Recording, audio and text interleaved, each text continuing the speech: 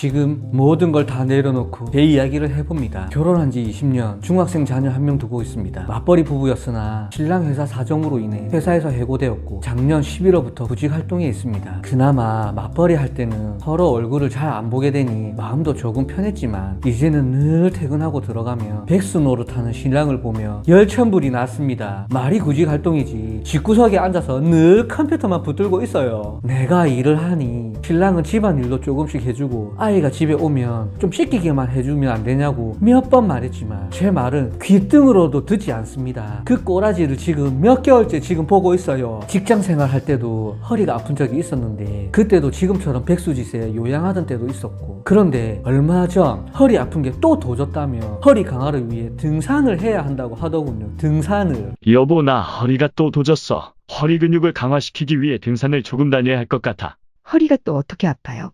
집에서 안 움직이고 맨날 컴퓨터 앞에만 쭈그리고 앉아 있으니 허리가 그 모양이죠. 컴퓨터는 구직 활동을 하고 있는 거야. 이해해 주길 바래. 열심히 구직 활동할게. 걷는 것도 싫어서 담배도 저 퇴근할 때 사오라는 사람이. 근데 무슨 등산이에요? 당신이 이렇게 말할 줄 몰랐어.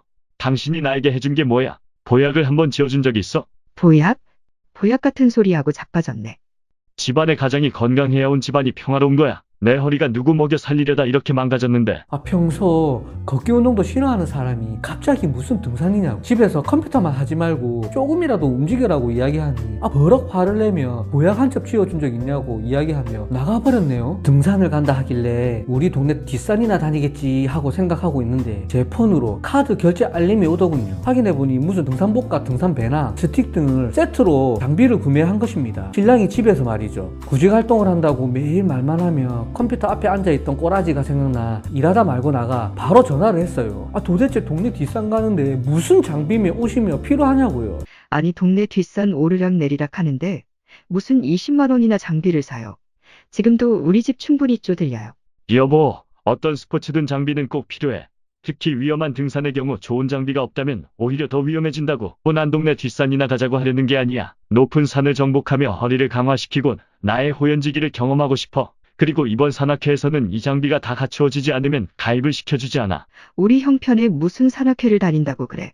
지금 아이 학원비도 없는데. 당신이 나한테 해준 게 뭐가 있어? 나도 나름대로 열심히 살고 있으니 잔소리 좀 그만해. 깊은 빡침이 오더군요. 제가 여자이다 보니 아무래도 벌이가 남자를 버는 것만큼 못 버는데 허리 운동 삼아 등산을 한다는 인간이 집에 앉아 놀면서 몇십만 원의 장비를 사는 게 진짜 어이가 없더군요. 그리고 무슨 등산회에 가입을 했는지 등산 갈 때마다 회비 명목으로 제게 돈을 요구했습니다. 10만원씩 꼭 타서 다녀오는데 저는 저대로 일한다고 아이에게 신경 못 쓰고 신랑은 신랑대로 등산 다니며 아이에게 신경을 못 쓰니 아이들 꼬라지가 말이 아니었어요. 집안도 온통 엉망해. 이게 사람이 사는 건가 싶더군요. 도대체 저놈 대가리 속에 뭐가 들어있는지, 내가 무슨 죄를 지어서 이 개고생을 하는지 우울증 비슷하게 오더군요. 어느 날 제가 퇴근하고 집에 오니 어질러져 있는 집과 배가 고프다며 라면을 끓여 먹는 아이들 옆에서 컴퓨터를 하고 앉아있는 신랑의 모습에 제가 눈이 돌아 신랑과 대판 싸웠습니다. 그리 싸우고 신랑은 집을 뛰쳐나갔는데 그날 외박을 하더군요. 어이가 없어서 참. 그날 이후로는 주말에만 다니던 등산을 평일 주말 할 것 없이 계속 나갑디다. 그리고 등산을 다녀온 사람의 몸에서 오히려 목욕탕 스킨 냄새 같은 게 나기 시작했고 등산화에 흙먼지 하나 묻어있지 않고 집에 들어오길래 느낌이 세지더군요. 등산 다니라고 말하면 또 간섭하지 말라는 말만 했어요. 한동안 지켜보다 촉이 이상해서 잘 때 폰을 들여다봤더니 한 여자랑 개인 카톡을 주고받았더군요. 심장이 파르르 떨렸고 믿을 수가 없었어요. 그간 등산 간다고 돈 타가더니 엉뚱한 짓만 한 거죠. 오늘 좋았어요. 늘 하던 코스가 아닌 새로운 코스도 정말 좋았어요. 순아님이 새로운 코스를 마음에 들어 하셔 정말 다행입니다. 이 코스를 개척하려고 저 공부 많이 했답니다. 허허. 역시 매너가 너무 좋으세요. 우리 새로운 코스로 또 진행해봐요. 오늘은 A 코스니 다음엔 B 코스로 진행해봐요. 허허, 순아님, 알겠어요. B코스는 또 다른 색다른 즐거움이 있을 겁니다. 기대하세요. 며칠 후 신랑이 잘 때 다시 카톡방을 열어보니 그 카톡방만 삭제되어 있더군요. 그리고 다른 등산회 사람과 나눈 카톡을 열어보니 대화는 등산과는 전혀 무관한 어떤 여자 이야기가 오고 가고 있었고, 깨끗이 씻고 빨리 나와라는 둥, 아직 안 끝났냐는 둥, 뭘 했길래 무슨 짓을 했길래 빨리 나오라는 카톡을 내용이었습니다. 등산 가방을 뒤져보았습니다. 그런데 그런데 비아그라가 나왔습니다. 비아그라가. 등산복에서도 요상한 작은 향수도 나왔고요. 순간 띵 했지만 차라리 잘 됐다 싶더군요. 애정 없는 결혼 생활, 아이에게 이혼 가족 만들어주고 싶지 않아 버텨왔는데 이제는 놓아버려야 할 때가 온 것 같아 오히려 홀가분했습니다. 그런데 다른 건 몰라도 여자 문제로 속썩이지는 않을 거라 장담했고 굳게 믿어왔는데 이런 일이 생기니 무너지네요. 어제 자는데 이야기했습니다. 이 카톡, 비아그라, 향수는 또 뭐냐고. 당신 등산 가방에서 나온 비아그라는 뭐야?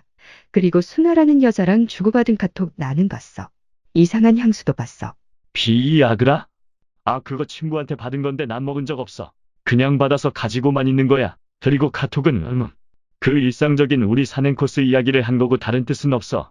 향수는 등산 다녀오면 땀 냄새 많이 나니 한번 사봤는데 냄새가 별로라 안 써. 카톡은 그냥 회원들끼리 하는 얘기고 비아그라는 친구가 전해줬던 거라며 자기 먹지도 않았으며 이상한 짓을 안 하고 다닌다며 대수롭지 않게 둘러댔습니다. 바람이든 아니든 이혼하자 했습니다. 이제 이렇게는 더 이상 못 살겠으니 아이 양육권 주고 이 집에서 나가라 했습니다. 그랬더니 웃긴 게 그럼 깊게 생각해보겠다며 오늘 또 등산 갔습니다. 또 등산 갔다고 그러네요. 아이에게 손찌검도 몇 번 한 적 있었고 자기 성에 안 차며 막말도 서슴지 않던 사람입니다. 맞벌이 하는 동안 집안일 한번 같이 안 했습니다. 저야 이혼하면 속이 후련하겠지만 우리 아이는 무슨 죄가 있어서 결혼 과정에서 크게 되는 걸까 마음이 아파요. 이런 경험 있으신 분들 계시면 제가 겪게 될 앞날에 대한 조언을 해주시면 감사하겠습니다.